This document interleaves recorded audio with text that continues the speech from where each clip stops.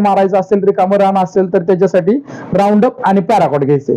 Roundup आणि पॅराकॉट घेताना लक्षात ठेवायचं, तुम्ही जर शेतात घेत असाल, रानात जर घेत असाल तर ह्याचं 21 दिवस कंट्रोल राहतं. तर 21 दिवसाच्या नंतरच आपल्याला जे काही पीक लावायचे ते लावायचं. त्याच्यानंतर शेतामध्ये किंवा फळबागांमध्ये असेल तर आपलं स्वीप पॉवर फेमसच आहे. हे स्वीप पॉवर आपल्या प्रत्येक फळबागांमध्ये आपलं स्वीप पॉवर वापरलं जातं. त्याच्यानंतर ऊसामध्ये जर तुम्हाला घ्यायचं असेल तर हे विडमार सुपर आणि मेट्री हे कॉम्बिनेशन तुम्ही घेऊ शकता. तसंच आपलं हे टेंजर जे आहे, टेंजरच्या सोबत अट्राजिन फ्री मध्ये येतं, हे कॉम्बिनेशन पण आपलं ऊसामध्ये चालेल. आणि तुम्हाला जर सेपरेट ज्वारीमध्ये घ्यायचं असेल तर हे अट्राजिन, फक्त अट्राजिन तुम्ही घेऊन टाकायचं. आणि जर कांद्यामध्ये तुम्हाला तणनाशक घ्यायचं असेल तर हे टार्गा सुपर आणि गोल हे तुम्हाला माहितीच असेल. आणि समजा तुमच्याकडे जर का शेतामध्ये पंपाचं प्रमाण असेल आणि तुम्हाला जर राऊंडअप वगैरे कम्प्लीट तुम्हाला फक्त पंपाच्या प्रमाणासाठी वापरायचं असेल तर तुम्ही ह्याचा ऑप्शन म्हणून हे मिरा 71 घेऊ शकता तुम्ही.